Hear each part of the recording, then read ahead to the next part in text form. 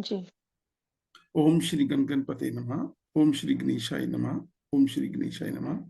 दोस्तों, आजकल हम चर्चा कर रहे हैं सबसे पहले तो ग्रहों के बारे में, कि फैमिली है तो कैसे सन से हम पिता को देखते हैं फैमिली में, और गवर्नमेंट में राजा को देखते हैं।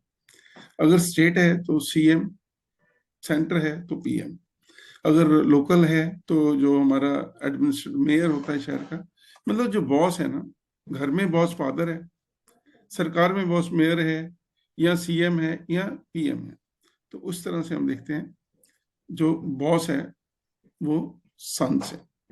मून से क्या देखते हैं? मून से फैमिली हो तो हम देखते हैं मदर, सूरज पिता है और चंद्रमा मदर है। ये हमने पढ़ा हुआ है, ये जस्ट रिवाइज कर रहे हैं। और मून जो है, मून से हम इमोशंस, आदमी की भावनाएं, उसकी सोच, उसकी दिमाग, ये सभी चीजें हम उससे देखते हैं। आदमी की लेफ्ट आई जो देखते हैं, राइट आई सन से, लेफ्ट आई मून से। जब भी कोई खराब प्लेनेट 12th में सेकंड में बैठा हो तो हम कहते हैं कि ये जो सन या मून बैठा हो तो हम कहते हैं आई साइट की प्रॉब्लम है बच्चे को। कोई भी होरोस्कोप हो, अगर 12th में सन बैठा हो या सेकंड में बैठा हो, मून सेकंड में बैठा हो या 12th में बैठा हो, तो हम कहते हैं कि इसकी आई साइट की दिक्कत है। अब मंगल जो है घर में, भाई, जो छोटे भाई हैं वो मंगल से, और बहनें हैं तो बुध से, बड़ा भाई है तो जुपिटर से, वाइफ है तो शुक्र से, और जो घर में लेबर काम करती है, नौकर हैं, सर्विस क्लास है, वो सारे शनि से। दादाजी को देखना है तो राहु से, नाना जी को देखना है तो केतु से, ननिहाल सारा देखें तो केतु को ले लेते हैं साथ में, मदर एंड केतु। और ससुराल देखना है, पिता की तरफ देखनी है, सन एंड राहु। तो ये इस तरह से हमने पढ़ा हुआ है। इसके बाद हमने पढ़ा कि 12 भाव है, हर भाव कुछ कहता है। और जैसे हमने पढ़ा था, मैं शेयर करने जा रहा हूँ एक स्क्रीन पे आपको।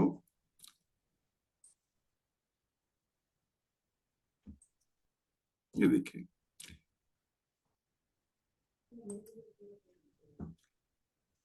हमने पढ़ा 12 भाव है। यहाँ पे नंबर कौन सा है उसको छोड़ दीजिए, हमने ये देखना है कि ये लगन है। लगन दूसरा, तीसरा, चौथा, पांचवा, छठा, सातवां, आठवां, नौवां, 10वां, 11वां, 12वां, ये 12 भाव है। तो इन 12 भावों से हमने पहले देखा कि एक नंबर जो भाव है वो शरीर। तो सन की वजह से, सूरज की वजह से, सूरज इस घर का कारक है हमारे। सूरज से हम कई चीजें लेते हैं। देखो, फर्स्ट हाउस, लगन से हम क्या लेते हैं? लगन से हम लेते हैं आदमी का शरीर, उसकी आदतें, उसकी उम्र, हेड एंड हेयर्स, बाल। तो सिग्निफिकेटर कौन है, कारक कौन है? वो सूरज है। उसी तरह हमने पढ़ा था दूसरा भाव। दूसरे भाव का जो कारक है, दूसरा भाव होता है पैसे का, वेल्थ, और दूसरा होता है स्पीच का। अगर वेल्थ देखनी है तो कारक जो है वो गुरु है, और अगर आदमी की बोली देखनी है, उसकी भाषा देखनी है, तो बुद्ध से। बुद्ध कारक है स्पीच का। अब देखो यहाँ पे कोई नीचे राशि कौन सी है कौन सी नहीं है, हमें कोई क्वेश्चन आता है कि आदमी की बोली कैसी होगी, तो हम वहां पे सेकंड हाउस को देखते हैं, उसकी वर्बल लैंग्वेज। अच्छा बोलता है, गंदा बोलता है, मीठा बोलता है, कड़क बोलता है, वो सेकंड हाउस।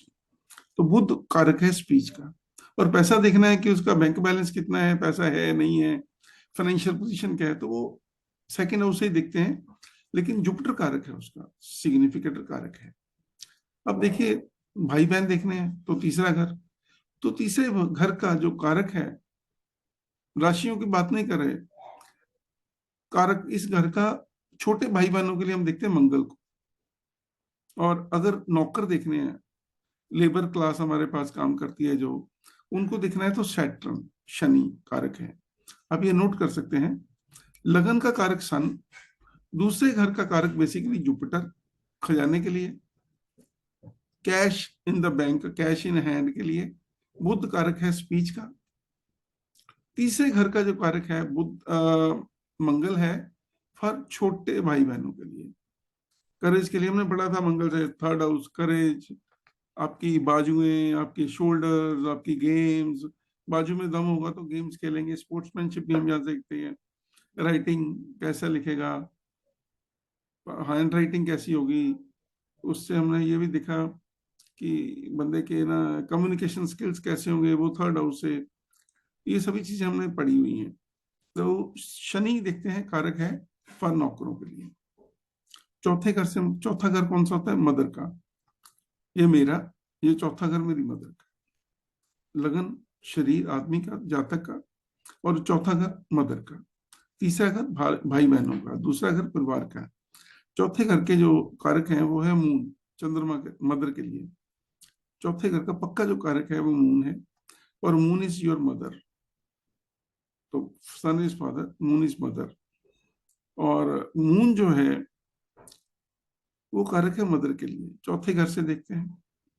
अब हम कहते हैं चौथे घर से हम कंफर्ट्स भी देखते हैं, गाड़ियां, घर, आदमी की प्रॉपर्टी। तो जो प्रॉपर्टी देखते हैं ना, उसके पास कितने प्लॉट हैं, कितने घर हैं, नया घर है, पुराना घर है, घर कब बनेगा, ये सभी चीजें हम देखते हैं चौथे घर से। तो मंगल कारक है प्रॉपर्टी का, भूमि पुत्र मंगल। तो मंगल से हम प्रॉपर्टी देखते हैं, लैंड देखते हैं। और अगर कोई क्वेश्चन आता है व्हीकल्स का, कौन सी गाड़ी लेंगे, कौन से कलर की गाड़ी लेंगे, बहुत बार क्वेश्चन आएगा आपको कि गाड़ी लें तो कौन सा कलर लें। तो हम कहते हैं कि आप उसके लिए देखेंगे वीनस को, ठीक है। इसके बाद आता है पंचवां घर, पांचवां घर। पांचवां घर जो है वो हम देखते हैं हायर एजुकेशन के लिए, स्टेटस के लिए, आपके पिछले जन्मों के कर्मों के लिए। पंचवें घर से हम देखते हैं औलाद, बच्चे। पांचवें घर से देखते हैं एजुकेशन। तो अगर बच्चे देखने हैं तो जुपिटर कारक है, और अगर पढ़ाई देखनी है तो बुध कारक है। सो इस घर के दो कारक हैं। अगर आपका कोई क्वेश्चन बच्चों के साथ रिलेटेड आता है तो हम पांचवा घर देखते हैं सबसे पहले, फिर हम जुपिटर को देखते हैं, और जुपिटर से पांचवा घर देखते हैं। उसी तरह अगर बुध आ गया, पढ़ाई के लिए क्वेश्चन आ गया कि पढ़ाई में ब्रेक तो नहीं आएगी, पढ़ लेंगे, हायर एजुकेशन ले लेंगे, नहीं लेंगे, तो फिर क्या करेंगे? मरकरी, एजुकेशन का कारक है बुध। अब पांचवा घर, फिर छठा घर बीमारी का, दुश्मन का, कर्जे का। बीमारी देखनी है तो शनि से, शनि कारक है छठे घर का, आठवें घर का और 12वें घर का। ये छठा घर, आठवां घर और 12वां घर, जिनको हम त्रिक हाउसेस बोलते हैं। तो छठे घर में बीमारी देखते हैं शनि से। ये शॉर्ट बीमारी, छोटी छोटी बीमारियां। और ज्यादा लंबी बीमारी हो तो आठवें घर से देखते हैं। अब कोई चोट लग जाना, लड़ाई झगड़ा हो जाना, कोर्ट में कचहरी में आदमी को भाग दौड़ करना पैना, तो हम कहते हैं मंगल देखते हैं एक्सीडेंट्स के लिए। मंगल जो है वो एक्सीडेंट्स का कारक है। जो लड़ाइयां होती हैं, झगड़े होते हैं, उसका कारक मंगल। बीमारी होगी तो उसका कारक शनि। और अगर देखिए हमने ये पढ़ा, ये हमारे लगन से, ये लगन है तो लगन से थर्ड हमारे छोटे भाई बहन। तो ये हमारी मदर का घर है, चौथा घर। तो फोर्थ हाउस से एक, दो, तीन, तीसरा घर जो है छठा घर, तो ये हमारी मदर के भाई बहन है। तो इसे हम ननिहाल भी देखते हैं, मैटरनल अंकल्स, मामा, मामी, मौसा, मौसी। तो ये हमारी मदर के जो रिश्तेदार हैं, हम तीसरे चंद्रमा से फोर्थ हाउस से थर्ड हाउस में देखेंगे, तो हम कहते हैं कि ये छठे घर से हम ननिहाल भी देखते हैं। एक छोटा सा मैं आपको हिंट दे देता हूँ। अगर चंद्रमा और केतु इस घर में बैठे हों तो हम कहते हैं कि ये जो बच्चों, इस बच्चे का जो ननिहाल है, बच्चे की पैदा होने के बाद वो फाइनेंशियली डाउन हुआ है। फाइनेंशियली ये लोग धीरे धीरे, जिस बच्चे का हमारे पास होरोस्कोप आता है, उसके छठे घर में अगर चंद्रमा और केतु इकट्ठे बैठे हुए हैं, तो बच्चे के पैदा होने के बाद उसके ननिहाल में डे बाय डे परेशानियां बढ़ती हैं। उसी तरह हमने पढ़ा था सातवां घर, जो सेवंथ हाउस होता है, वो होता है अगर तो लड़की का होरोस्कोप है तो उसके घर वाले का, हस्बैंड का। और अगर लड़के का होरोस्कोप है तो उसकी सेवंथ हाउस होता है उसकी वाइफ का। हाँ, वाइफ के लिए हम शुक्र को कारक मानते हैं। लड़के का हॉरोस्कोप में शुक्र, वीनस, और लड़की का हॉरोस्कोप हो तो जुपिटर कारक है हस्बैंड का। लड़की की शादी का देखना है, उसकी हस्बैंड की नेचर देखनी है, तो हम जुपिटर को लेंगे। और अगर लड़के का हॉरोस्कोप है तो सेवंथ हाउस से उसकी वाइफ को लेंगे। दो कारक हो गए। अब आठवां घर जो होता है, ये होता है उम्र का, आयु का। एट्थ हाउस है आयु भाव। उससे उम्र देखते हैं, कितनी जिंदगी जिएगा, इसकी उम्र कितनी लंबी है। फिर यहीं से हम देखते हैं लंबी बीमारियां, ये क्रॉनिक बीमारियां, कैंसर, एड्स, ये ऐसी जो लंबी बीमारियां ना सूर जो ना ठीक होती हैं और ना ही आदमी को मरने देती हैं, ज्यादा देर तक आदमी परेशान रहता है। जितनी भी क्रॉनिक बीमारियां हैं, ये सारी की सारी, देखो बीमारियां भी दो तरह की होती हैं। एक होती है लंबी चलने वाली, एक होती है हफ्ता 10 दिन के लिए, 15 दिन के लिए बुखार हो गया, कोई थोड़ा बहुत आदमी को गला खराब हो गया, ये छोटी बीमारियां होती है, 6 हाउस है। लंबी बीमारियां होती हैं जो बहुत जल्दी ठीक नहीं होने वाली होती, खर्चा ज्यादा और टाइम लंबा लेती हैं। तो 8th हाउस से हम देखते हैं मोड ऑफ डेथ भी देखते हैं। शनि इस घर का कारक है। और देखो 9th हाउस जो होता है, हमने पढ़ा था सन कारक है। क्यों? क्योंकि 9वां भाव भी पिता का कारक है। ये मेरा लगन मेरा घर, 5वां घर मेरे बच्चों का, और 9वां घर बच्चों के बच्चों का। दूसरी तरफ हम कहते हैं लगन हमारा 5th हाउस बच्चों का, और 9th हाउस फादर का। तो फादर का कारक जो है वो सन है। तो सूरज जो होता है 9th हाउस का कारक है। फिर हम बात करते हैं,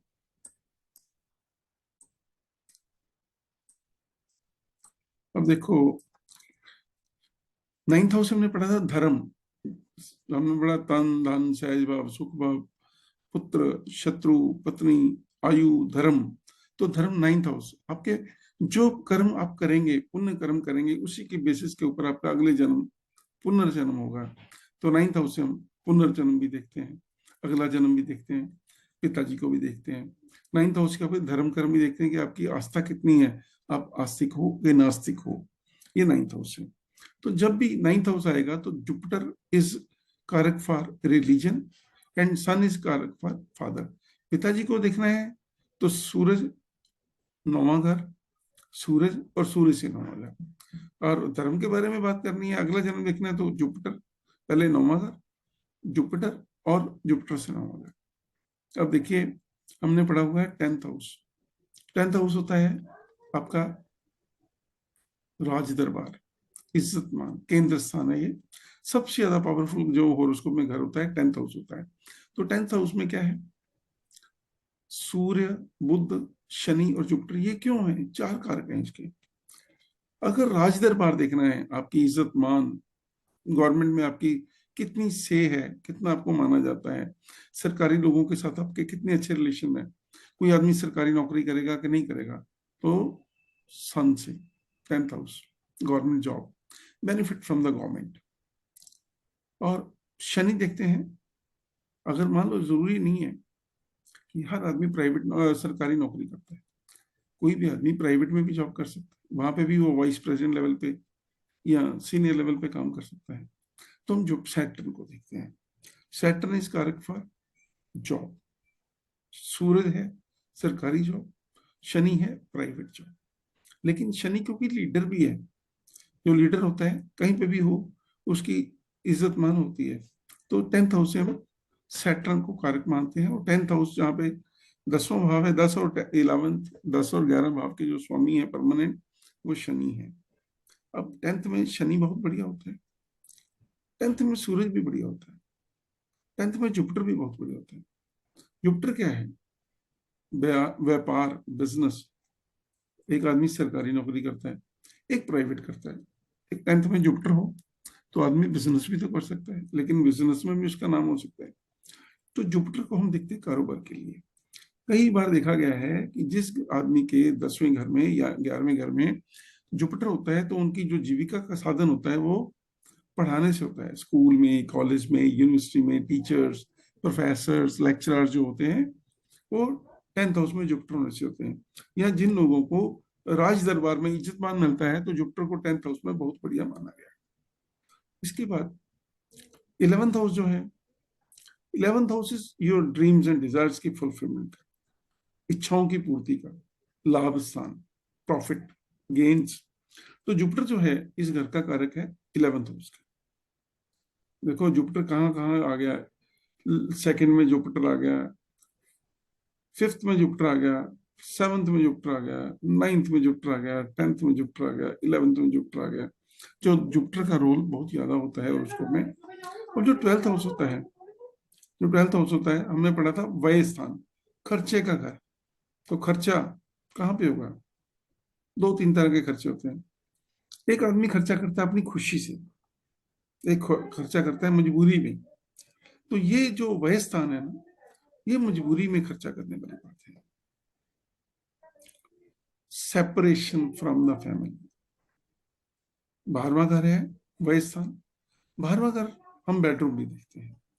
12वां घर हमारी जिंदगी का लास्ट पीरियड भी होता है। 12वां घर ये है फॉरेन ट्रेवल का भी होता है। 12वें घर से हम हॉस्पिटल्स में खर्चा, जेल यात्रा, कहीं पे भी आदमी को मजबूरी अपने घर से दूर रहना पड़े, तो ये 12th हाउस से हम देखते हैं। शनि कारक है, ये त्रिक भाव माना जाता है। 6, 8 और 12 ये त्रिक भाव होते हैं। तो 12वें घर में खर्चा, कैसा खर्चा? मौत के ऊपर खर्चा, मौत के ऊपर खर्चा, फॉरेन कंट्री के जाने के ऊपर खर्चा। कई बार क्या होता है, हम फॉरेन में जाकर फंस जाते हैं, वो भी 12th हाउस से देखते हैं। जेल होगी आदमी को, कोई किसी तरह की गवर्नमेंट की उसको पेनल्टी आ जाना, गवर्नमेंट पेनल्टी आना, कोई किसी तरह का गवर्नमेंट का आपको फाइन पड़ जाना, वो 12th हाउस। क्योंकि बगैर मतलब कि आपको खुशी से खर्चा नहीं कर रहे ना उसमें। सो 12th हाउस है, हॉस्पिटल्स हैं, फॉरेन ट्रेवल है, डेथ के ऊपर खर्चा है, सेपरेशन है फ्रॉम द फैमिली। सेपरेशन, जहां तो हम बाहर जाए फॉरेन कंट्री में तो फिर भी फैमिली से दूर जा रहे हैं। अगर किसी को जेल यात्रा हो जाती है तो फिर भी वो फैमिली से सेपरेट हो रहे हैं। या कई बार काम धंधे के सिलसिले में उसको अपने घर से ज्यादा दूर जाना पड़ता है। हम 12th हाउस से लॉन्ग ट्रेवल्स भी देखते हैं, फॉरेन ट्रेवल इसीलिए हम बोलते हैं। और जो कारक है, इस घर के कारक है, शनि कारक है सेपरेशन फ्रॉम द फैमिली का। ठीक है, शनि कारक है सेपरेशन का। और दूसरा कारक कौन है? शुक्र। अगर बेडरूम देखना है तो हम कारक कहते हैं वीनस को। वीनस शुक्र जो बेडरूम का कारक है। और केतु कारक है मोक्ष का। अगर मोक्ष के प्रति किसी का क्वेश्चन आता है कि जो मैं पूजा पाठ कर रहा हूँ इस जन्म में मेरे को इसमें कोई मोक्ष मिलेगा, जन्म मरण के बंधन से मुक्त होऊंगा नहीं होऊंगा, तो ये कारक आ गए शनि, शुक्र एंड केतु। तो अब हमें ये पता लग गया कौन सा भाव क्या देखना है और कौन सा प्लेनेट उसके साथ अटैचमेंट रखता है। कई बार क्या होता है, हमें कोई क्वेश्चन आता है मदर का, किसी की मदर बीमार है, हॉस्पिटल में है, या मदर की सेहत ठीक नहीं है, या वो जो बच्चा है उसकी अपनी मदर नहीं है, तो फिर क्या करेंगे? हम देखेंगे सबसे पहले आदमी का होरोस्कोप, उसमें लगन को देखेंगे। सबसे पहले लगन, हर जगह पे आपको लगन को जरूर देखना है। उसके बाद अब मदर का क्वेश्चन आ गया तो 4th हाउस भी देखना है। जो 4th हाउस है वो मदर का है। अब 4th हाउस की क्या पोजीशन है? दो चीजें। और तीसरा क्या देखना है? मून को। होरोस्कोप में मून की क्या पोजीशन है? मून अगर 8 नंबर राशि में बैठा हुआ है तो नीच का है। मून के साथ राहु बैठ गया तो खराब है, मून के साथ केतु बैठ गया तो खराब है, शनि बैठ गया तो खराब है। ये सारी चीजें हम देखते हैं। और इसके बाद हम एक और चीज देखते हैं, वो है ये देखिए, कोई भी क्वेश्चन हमें आता है मदर के साथ, या हमने किसी की मदर का एनालाइज करना है, तो मदर के लिए लगन, 4th house, moon and 4th house from moon, ये चार चीजों को देखना है। देखो स्टार्टिंग में हमें प्रैक्टिस नहीं होती है तो हम फिर इसको लिख के करते हैं। पहले लगन देखेंगे, फिर लगन के बाद 4th हाउस देखेंगे, 4th हाउस के बाद चंद्रमा कहाँ पे है, क्या है, पीड़ित है, खुश है, नाराज है, मतलब मून की क्या पोजिशन है, और मून से चौथे घर में कौन से प्लैनेट्स बैठे हुए हैं।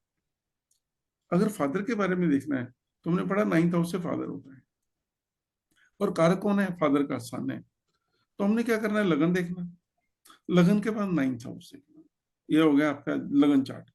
फिर जहां पे सन बैठा हुआ है, सन देखना है, और सन से 9th हाउस देखना है, तो फादर के बारे में हम प्रॉपरली डिटेल्ड एनालिसिस कर पाएंगे।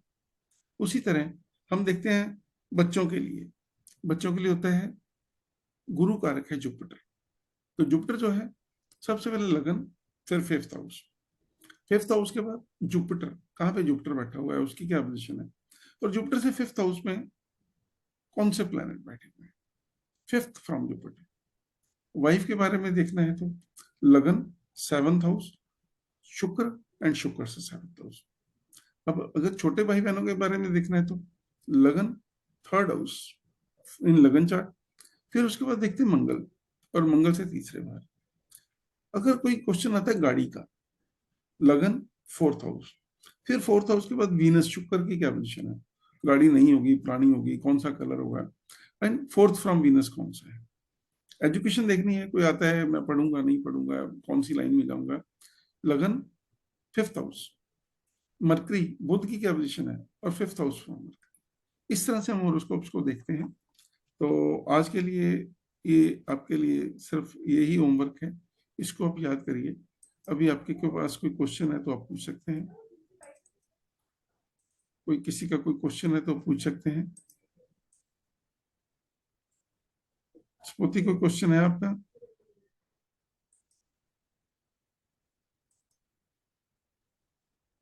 अपना कोई मंजू जी या स्फूर्ति? देखो, ये हमने आज रिवाइज ही किया है, लेकिन इसको कंबाइन कर दिया है। ये इसको कंबाइन कर दिया हमने, लगन, अपना भाव, और इसके बाद कारक और ग्रह, तीनों चीजों को हमने मिला के बात कर ली। तो हम अब मिलेंगे कल शाम को, तब तक के लिए सभी को बहुत बहुत धन्यवाद। Thank you sir. आज थोड़ा छोटा सेशन है।